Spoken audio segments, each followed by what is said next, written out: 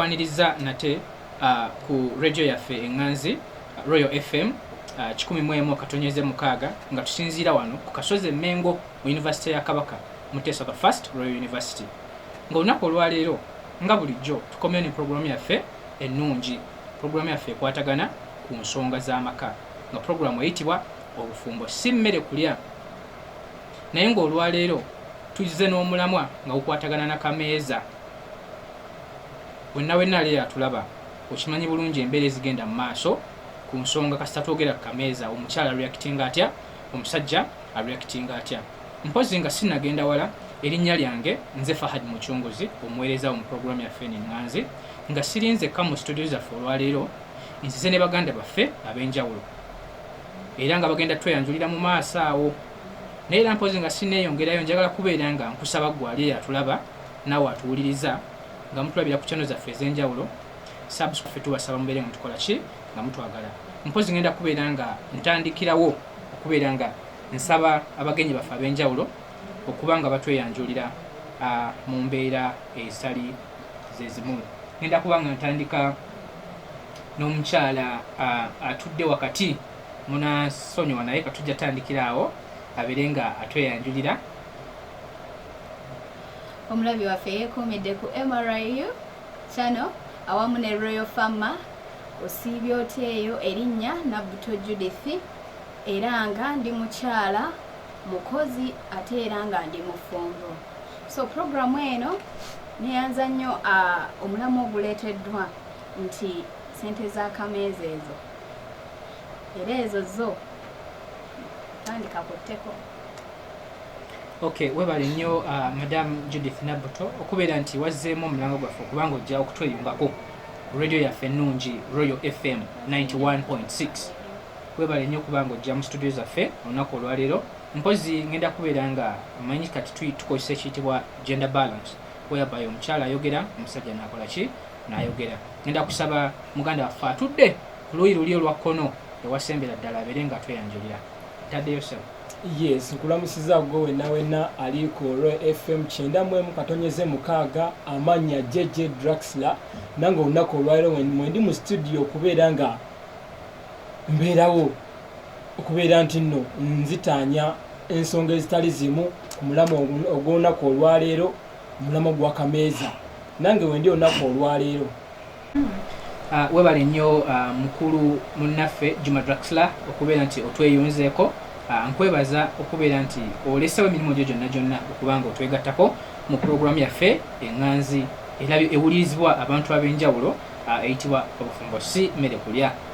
Mpozi nga nvuddeko ku sayidi eyo, ngenda kusaba n'omukyala anziridde abeere nga oba oliawo yeeyanjula, mubeere nga mumumanya wenna atuwuliriza namwe mwenna abatulaba nya obeera nga otweyanjulira. Okay, neyanziza nnyo ssebo omukisa guno. Amanya nze Barbara Clarissa Nabulya, omwana ow'engo, era nga Royal FM bwe yampise nabadde nina okubeera nga ate nzija tusobole okuttaanya embeera zino akameeza, kuba ekintu ekyo kikulu nnyo abaami abatuwuliriza era abatulaba. Omukyala ow'engo, webale nnyo okubeera nga wazzeemu omulanga gwa moderator, omulanga gwa radio yaffe enganzi okubeera nti watweyunzeeko.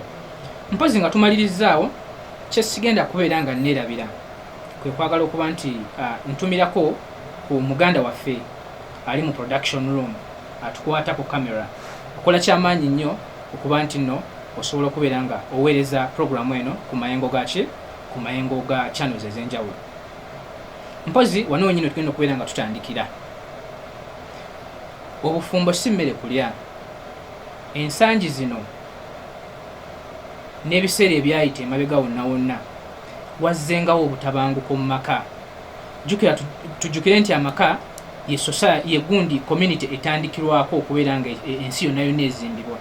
Naye ng'ensonga ezireetawo obutabanguko ez'enjawulo, mulimu ensonga emu gye twagala okubeera nga tutunuulira, y'ensonga ekwatagana ne ssente ez'akameeza. Tuzze olunaku lwaleero mu studio okubeera nga tuttaanya nga tugikubaganyako ebirowoozo. Bannange, omusajja yali badde avunaanyizibwa okulekawo ssente z'akameeza ewaka, oba yali badde tavunaanyizibwa kubeera nga alekawo ssente z'akameeza? ekibuuzo ekyo nkibataddeko abazze okubeera nga mutukyalira bagesi ab'enjawulo. Njagala kubeera nga mpuliriza ku birowoozo byammwe, oluvannyuma tujja kubeera nga tuentertainingayo oba oliawo ne comments from the abatulaba oba abatuwuliriza nabo tujja kubeera nga tubaddamu, naye tugenda kutandikira wano wennyini wetukola ki wetuli. Ssente y'akameeza yeetaagisa oba teyeetaagisa? Njagala kubeera nga ntandika n'omwami atudde ku luuyi luli olwakkono. Yes, nja neyanziza nnyo moderator omukisa guno gwompadde okubeera nti nze omu kubasobodde okubeera nti nno bagenda bagabana ebirowoozo ku mulamwa ogwa ssente z'akameeza. Nja kugamba ssente y'akameeza si mbi, naye ate kugamba teyandibadde ya Kkatala okubeera nti nno erina okulekebwawo, kubanga ensangi zino nja kugamba nti omusajja ayinza oleka ssente ez'akameeza ewaka, naye ate n'asanga ng'omukazi takoze eki, tafumbye. Golooza omusajja oyo afuna ki mu ndowooza ye? Okiwulira ekintu ekyo? Naye ate kitegeeza bw'azirekawo ennaku nga 2 n'ofumbamu lumu, muli agamba ye lwaki sizikendeeza, sinakindi nga ye waba tazireseewo talumwa, kubanga era akimanyi ebiseera ebisinga bw'anaazikulekera tojja kukola ki? Tojja kufumba. Kyova olaba nti nno osanga nga abasajja abasinga ssente z'akameeza bagaana ozirekawo, si lwakuba nti tebalina, naye lwakuba nti omukazi tateekawo mudigido ogwo gumusikiriza kubeera nti akola ki? Alekawo ssente z'akameeza ezo ewaka. Tutunuulira embeera nti muganda waffe atugamba nti omukazi tateekawo mbeera. Ogenda n'ova ewaka omukazi ng'atunulanga bw'atunula n'okomawo nga embeera emu gyakola ki? Kyero kyennyini gyaliko. Ne kiba nti tekisiriza musajja kubeera ng'alekawo ssente zaki? Ssente z'akameeza. Webale nnyo ssebo Drusilla. Tugenda kubeera nga tukomawo ku point yennyini otulaze nti ssente z'akameeza tezirina kola ki? Kugamba si zaabuwaze okubeera nga zirekebwa awaka. Sister wange muganda wange akuddiridde, njagala naye abeere nga afuna omukisa ogwo okubeera nga naye atunnyonnyola ssente y'akameeza eno bagikulekere oba bagikolemu ebintu ebizimba famire na mbeera za famire zonna wamu. Olina eddakiika 3 muganda wange. Omukubiriza wa programu yaffe, omulamwa guno ssente z'akameeza bannaye tebandikutte kameeza, kubanga ekyamazima bw'otunuulira ate n'omusajja muganda waffe agambye teryandibadde Kkatala, naye ate lyandibadde Kkatala. Nsonga ki? Waliwo ebintu ebimu omukazi bye sijja kugamba nga buli kaseera, naye nga kwaka akasente kwe nina okunyigiriza nendaba nga ebintu ebimu bitambula nga totegedde, kubanga waliwo ebiseera ebimu we bituukira ng'ekyamazima si buli kimu nti ngenda kikugamba, sigenda bikugamba, nga naddala ensonga ez'ewaka ewaffe ng'abakyala nga sigenda kukubira maama ajja kunkubira ngambe muto wange talina kitabo, ate ng'okyamazima amatuufu sijja mugamba nti maama siina wadde 10, yandabirira yampeerera oba oli awo nafuna ku mukisa okusoma, naye kaakati wembeera nga nina source ey'okufunamu ssente ng'akameeza kwe nina okulaba nga nange nzija nensaasaanyako ewaffe ne babeera bulungi nga naye tukoze ki? Totegedde. So akameeza kabeera ng'ensawo enzibiza ey'omukyala n'omusajja nga tategedde, omwami nga tategedde. So n'olwekyo ensonga ey'akameeza banaye akameeza tetukwatako, kubanga ebintu ebimu sijja kugamba nti engato ya muganda wange ekutuse, bibeera biswaza. So akameeza ngaako ate nze ngamba abasajja mwandifubye okulaba nga akameeza olekangawo akawera. Webale nnyo webalire ddala Madam Judith ku nsonga eyo, ogezaako tutangaza gwe butya bw'olaba ensonga y'akameeza. Oba oliawo ensonga z'owa, ideas z'owa, oba oliawo zirina abantu bezi impacting, abamu zibatuuseeko abalala tezibatuuseeko.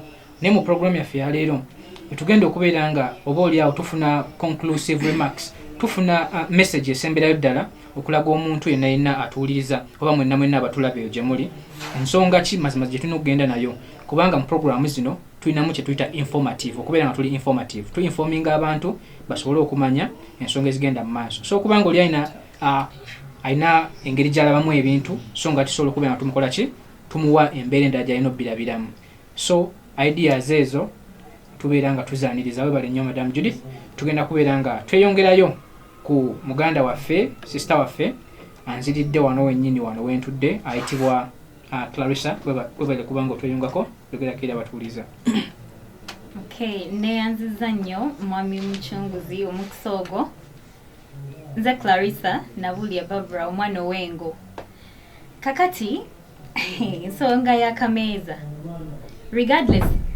nti omukyala ne bwemba nkola mu maka oba nkola oba sikola mwami mucunguzi mwami Jeje Draxler sifaayo akameeza olina okukalekawo lwa nsonga emu onsanze ng'omukyala sisuubira nti onsanze sirya onsanze ndya onsanze nnywa ng'era buli kimu nkyetuusaako kitegeeza wootuukira okwagala nti nze nzije mu bulamu bwo oba oli ready n'obuzibu abamu mwabifuula bizinensi no nti buli kanaku mba nnyina okusuula nekituuka n'ekiseera tokyayagala kufumba lwakuba kikakatako ng'omwami kyova olaba nange amaanyi ago gambula gagamba nti nyina omulekeranga buli kanaku Mwami Draxler kakati mpozi nga tunagenda wala Clarissa otuwadde standiyo sente z'akameza zirina kola ki zirina okubeerawo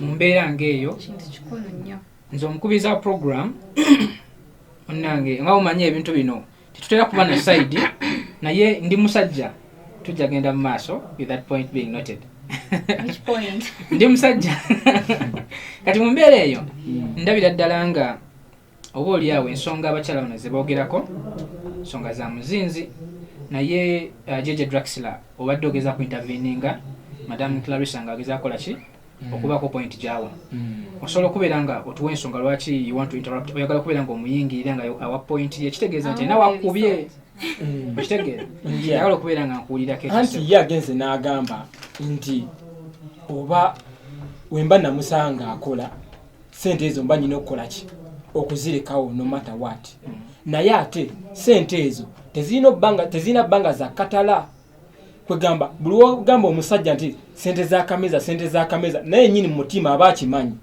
okiwulira but ne buli wobeera nga omuteeka ku pressure eyo kituuka ekiseera ojja kugenda be n'abasajja abamu balekawo amaka gaabwe n'aleka omukazi n'abaana mu nju si lwakuba nti tayagala baana ate si lwakuba nti tayagala mukyala naye kugamba olwa pressure eyo gy'omuteekako sente z'akameza kugamba n'omusaba kino n'omusaba kiri okiwulira ate nga bw'akomawo ewaka alaba sigamba nti kugamba basajja abasinga tugamba ntubalaabalamu by the way nti leero mba nakulekedde 5 nensanga mukene sijja kugamba nti lwaki wafumbye mukene gwe mukyala ewaka naye kijja kumbeera mu bwongo enkyankulekera 5 ofumbe ebijanjaalo sijja nja sirika kitegeeza olunaku olwokusatu nyiza okuva mu nju nga sikulekedde si lwakuba nti siinamu mu nsawo okiwulira naye nga muli nakugamba nagize nengamba ayinza obba yakoze eki yasigazzaawo akasente naye kati gwe omukyala kugamba n'oliyakitinga mu ngeri egamba nti teyaleseewo kameeza sijja kukola ki sijja kufumba awo wennyini Jeje Draxler awo wennyini waliwo embeera ogambye nti osobola okubeera ng'olekawo sente n'osanga ate kyewaleseewo si kyekiguzi ekyokola ki kyosanzewa ewaka waliwo amaka agamu kyalo kyaffe gyenva erwakitula ng'amaka ago omusajja abanga yasulira obuvunaanyizibwa bw'okuleka ki sente kameeza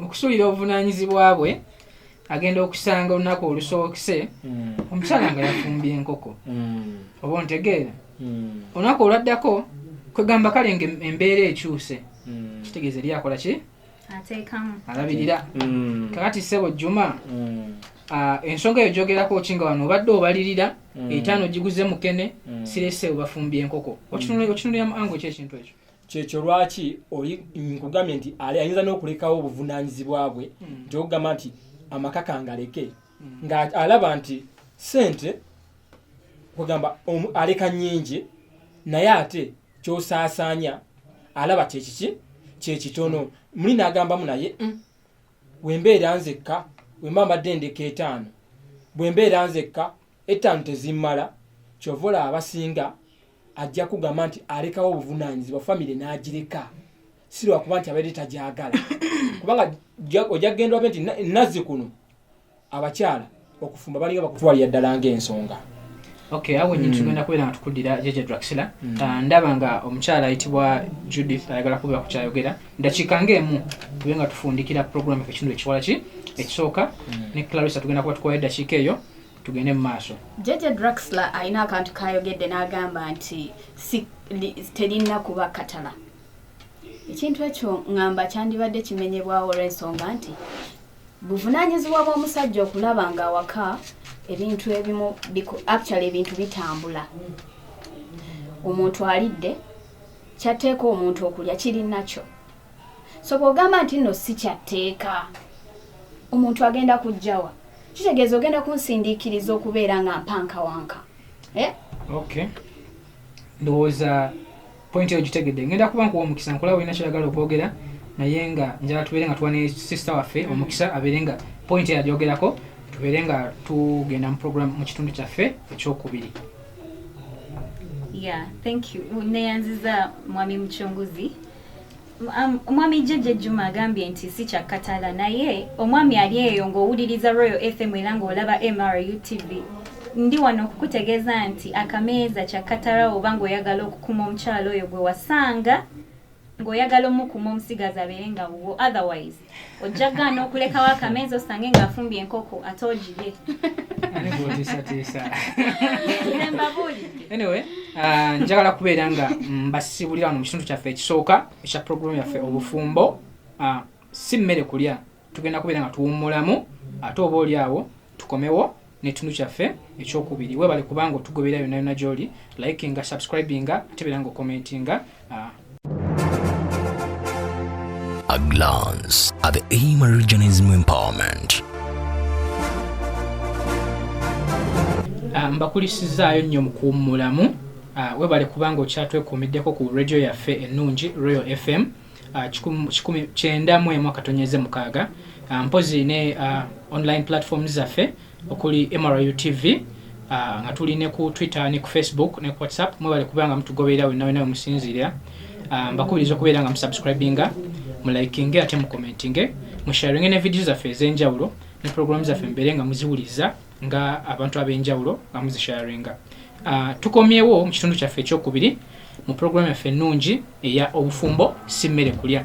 Program yaffe eno bwe twafundikidde ekitundu ekisooka tubadde twogera ku nsonga ey'akameeza. Ti akameeza kano keetaagisa tekeetaagisa. Abamu ku bagenyi baffe ne babeera nga bagamba nti akameeza kintu kikulu ate abalala ne babeera nga bagamba akameeza tugezeeko ebintu ebirala nga si kameeza. So katugenda kubeera nga tunuulira point eyo yennyini nnyini nti akameeza kano gwagamba nti kikulu kalina migaso ki ng'omukyala abeera ng'osaba oteeka omwami ku nninga abeere nga leka ssente z'akameeza. Kalina migaso ki gy'osobola okubeera ng'otunuuza mu mwami n'omugamba nti nno kino na kino nkikoze lwa effort z'akameeza. Ngenda kubeera nga ntandika n'omukyala ow'engo ayitibwa Clarissa Barbara. Nabulya. Niyo yongerangako mwami Muchunguzi. Nabulya Barbara Clarissa. Yeah. Kakati neyanziza. Abami abatuwuliriza ku 91.6 Royal FM n'abatulaba ku MRU TV. Mbegayiridde temukitwala nti omukyala alina kusindiikiriza busindiikiriza okuba nga olekawo akameeza. Ekyo kyekimu ku bitiibwa by'abasajja, kyekimu ku bintu ebikola omusajja mu maka. Then nsaba kunziriramu mpozi ogambye otya mwami. Migaso ki gwe gy'osobola okubeera ng'oteeka ku mmeeza kulaga omusajja nti nno bwe banziresse zigenda kukola bwesiti. Okay. Kakati abami baffe batwetamwa mu bintu ebimu.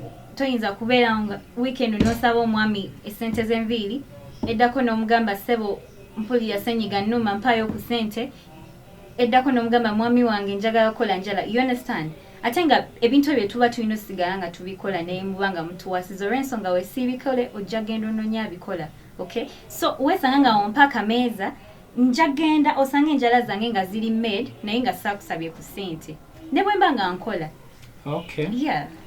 Ebintu ebimu ng'ebyo omwana alwadde sijja soka kukubira simu nti ate mwami mucunguzi sindika ssente omwana mulwadde. Tusobola okwekulaakulanya mu ssente ezo, abaami baffe bakitegeere. Tugenda kubeera nga tukomawo ku nsonga yennyini eyo Clarissa, era tubeere nga tufuna n'endowooza za Madam Judy. Omukubiriza wa program nga bwe nayogedde nti ssente eyo ebeera nga ssente ezibira ebintu bingi. Edda ennyo bajjajjaffe ne bamaama baffe bwe twalinga tukula baabangako ekikondoolo n'ekikondoolo nga basibako akasente ak'enfisi oba bagenze mu mwanya okunoga akamwanyi n'abake oba oliawo kafissa ng'omwami tategedde yakateekanga ku kikondoolo ku luwuzi. Kati ffe we twawummulanga tugenda mu kyalo wa jjajja twayagalanga nnyo genda ewa jjajja kuba twakimanyanga jjajja ajja tuwaki ekikondoolo ajja sumulula tuwe buli we tunaabanga tukola kituvaayo. So olowooza yazijjangawa eyo ebeera ssente enzibizi okitegeera. Ssente y'akameeza mu nsangi zino ssente enzibizi in that waliwo ebintu ebimu bye sitajja kujja kugamba nti mwami wange kino okitegeera oluusi toliiwo. Ate ennaku zino abasajja bannaye mulinganga waya ttaani abasajja temukemu nga babuuse ayinza okulekera amaka wiiki emu namba talabika ate bayitiriza nnyo ensangi zino n'okuba abatiitiizi. Akameeza kayinza okubasuuza amaka. Ensonga etugenda kuba nga tukiddako ndaba ngo tutewala Draxila ayinza okubeera nga otandise okuba nga omuwomugola ku mulabi waffe naye nga tukibalansinga tulabe nga oba oliawo otukiyita omwami wayatta ndowooza tujja tuba tugenda tukola ki olabayo naye nga njagala kubeera nga ensonga zino olwaki mbabuuziza ssente y'akameeza sigenda kuba nga njibuuza mwami Draxila kubanga ye agamba tekateekeddwa kukola ki kubeerawo. So njagala abeere nga tunnyonnyola bw'oba ogamba tekateekeddwa kubeerawo emigaso abakyala bano gye bawadde bw'olaba nga migaso oba bali mu kwejalabya. Yes, neyanze omukisa gw'ompadde. Madam Judy agenze n'agamba nti ssente ziba nzibizi. Yes, naye ate nange we mba nnyinawo enzibizi ezange lwaki wandiyagadde ozitunulemukko ate nga ggwe toyagala ntunule muki mu nzibiziyo ensawo. Ate n'ekyokulala nti ojja genda olabe nti bw'oba fine ssente ezo ozifissa kubeera nga ziyamba family awamu bonna abantu kugamba kisinza abantu abalimu. Nkakasa ntya nti oba kugamba nkakasa ntya nti zijja kunyamba mu lunaku bwe ruti oba nkakasa ntya nti zijja kuyamba family yange yokka kubanga lwansonga omwana bw'alwala nti genda ku kitanda era ojja kugamba nti taata Gerard taata gundi tugenze mu ddwaliro tusangeyo. Mwami Draxila okimanyi nti no waliwo ebintu ebitonotono ebiyitawo ewaka nga tobitegedde wakati wange n'abaana nsigala wewaka n'abaana. Omwana asobola okugamba penso teriiwo agenda ku ssomero wagenze dde okukola okulaga nti ndi wa buvunaanyizibwa ng'omukyala ke kasente ako sijja kumenya nti nno kagenda kukola kino na kino naye bingi bye kabikirira nga bikobitegedde. Bw'ogamba nti nno mpozi njagala kubeera nga wennyini njagala kubeera nga neeyungako wennyini awe mwogerera because ndaba eddala nga ensonga yo ginnyonnyodde n'abeera nga akuyingiramu okubanga abaako nekyakola ki nekyabbusa oba oliawo ng'ayinza okubanga ensonga yandibadde akyogyesigaliza nabanga funa time naye kiri nti omutaddeko impact y'amaanyi ngeri gyokinyonyoddemu. So kati we mbadde njagala okubeera nga ntangaazaamuko nange munanzikiriza okuyingira mu nsonga eno okubaako nekyentangaza nga moderator bwe tuba nga twogera ku nsonga z'omwami okuwaayo okubeera nga atwala obuvunaanyizibwa bwe omukyala akulaga nti nno atuula waka naye tudda mu nsonga za equality aganaye njagala genda kukola bwe tuba twogera mu nsonga ezimu ez'okumuwa ebirungi aganze embeera waka naye tudde eri mu kisenga agamba naye njagala twazaalibwa kuweebwa balina enjogera eyo. so kati Kifansalira. mumbeera ngeyo Ndabirira naye lwaki naye lwaki wemba ngenda ku saa 12 ku makya nawe ng'ofuluma 12 ku makya ffenna tukomawo kawungeezi okiwulira naye ate nga oyagala ssente ez'akameeza zisigale nga zezimu kyova nagambye akameeza ako tekandibadde kakkatala nti wemba nkaleseewo fayini nkaleseewo amaka gange naye ate wemba sifunye ku mulimu gyendi tonkubira nti taata mutuuzo ssente ziwe ez'akameeza kati taata mutuuzo tokolanga ensobi n'olingiriza ssente y'omukazi gy'otadde kameeza awo wennyini omukyalo ja abaami tebakolanga ensobi mwami mucunguzi ne balingiriza ng'ogezezaako okuwooninga nnyo ky'omukyalo ojjaku omukyala kubanga era olwekyogezaako kuggusa ensimbira I can give you nsobola okubawayo ekyokulabirako ku idi waliwo seeka enkuba yakera kutonnya ekkubo nga lya buseerezi waliwo seeka embeera yali eragira ddala nti seeka ono yagaana okuba omukyala ssente agenda agula ekyagula ebintu seeka twali mu taxi obudde bwakaseerezi embeera yaliwo yali eragira seeka ng'atambula seeka yaseerera n'agwa mu trenchi obuvera bwalimu ennyaanya green pepper butungulu n'ennyama oba yali live oba yali nnyama byonna ne biyiika mu ttaka lwaki abaami mubalirira nnyo abakyala bammwe n'otayagala namuwa ssente agende mu katale agula ebintu gwe n'osalawo byegulira ofise ate era olaba gwali eyatulaba okuyingiramu katono n'onsonyiwa nja kugamba nti nno bw'olaba nti omukazi oba omukyala bw'aba agenza okugula ebintu ng'ebyo ssente z'akozesa oba obungi bw'ebintu by'agula ojja kulaba nti ate omusajja si byagenda okugula kubanga omukazi ajja kugula kwota ya sukaali naye ate nze omusajja nja kgenda ngule kiro ate era jjukira nti si buli anoba tulabye bakabagagga nga banoba si lwakuba nti akameeza tekaliiwo era kati ekyo kyogamba nti nno bw'onoolingiriza akameeza omukyala agenze naye bakabagagga tubalabye inga ssente ayina nakujja wali mu kisenge ayina obubokisi mwalina okujja ssente yeyezigira akameeza awo wennyini Draxler njala tubeere nga ndaba Madam Judith alina kiragala okuba nga akola ki ng'ayogerako mbadde nsaba obeere nga onnyonnyola ensonga yo kyoyogeddeko Madam Nabulia nkirabe nga point nkulu nnyo lwaki tugenda mu katale okugula ebintu ng'omukyala weswaza nsimbira ddala ekigambo kyange kye nayogedde nti nno abasajja b'ennaku zino baafuukanga wayataani era ssente y'akameeza eyo yandibadde nga insurance eri omukyala insurance mu mbeera eno nti anti insurance ejjawo nti in case waliwo danger waliwo backup okitegeera so mbiseera bino ensangi zino nga tulaba abasajja beekuulako waya ne beebuzaawo awaka ne beewamba abamu bamanyi n'okwewamba mama gundi bampambye naye ng'ekyamazima yatidde nti olwaleero wiiki eno yonna tewali ssente mukabaka emisinde gya kabaka mukabaka yagambye ekidduke tweyongereyo paka bugerere kigenda kukomawo so eyo ereranga insurance okiraba kale webale nnyo Madam Judith endowooza eyo atulaba eyo abeera nga agifunye n'atuwuliriza mwebale nnyo ku lw'ebirowoozo byammwe ebyenjawulo abagesiti bange ab'enjawulo benkyazizza mu studio za MRU TV ne Royal FM 91.6 njagala kubeera nga olw'obufunda bw'obudde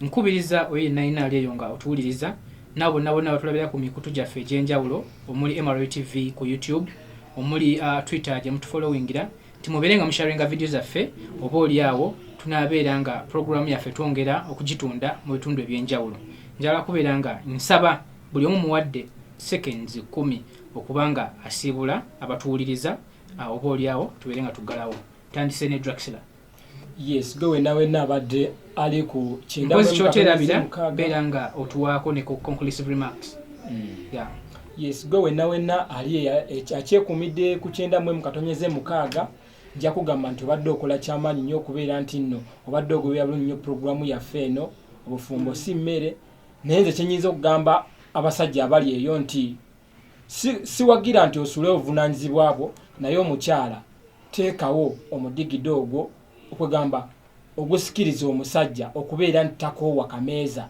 na kevuma nti lwaki yakagula. Nsigadde nze Jeje Draxler, sibe bulungi mweraba. Yes, Madam Judith. Tweyanziza nnyo bannange omusajja wenna ng'oli eyo otoola akameeza bannaye katoze n'essanyu ate era omukyala ng'oli eyo ng'ofuna ku ssente z'akameeza kuba waliyo abatazifuna ekyamazima. Bannaye kakwate ku lw'enkulaakulana y'awaka y'amaka ate era nga wempereddwa omukisa okusiibula neyanziza nnyo aba Dynamite Editors abakoze ekyamaanyi okulaba nga ntuuka mu kifo kino. Erinnya nsigadde nze Nabuto Judith, Omukama Katonda abankuumire. Webale nnyo Judith. Madam Barbara. Clarissa Barbara Nabulya gemanya gange ampozi kino kigenda eri omukyala atuwuliriza era atulaba nti mukyala gwe ez'akameeza ezo n'ozikwasako bw'oti nyirira otherwise omwami toyina bye byange. Kale mwebale nnyo mwebale ddala njagala kubeera nga mbasibulira wano. Nsigadde nze Fahad Mucunguzi omuweerezaawo mu program Obufumbo Simmere Kulya. Bye bye.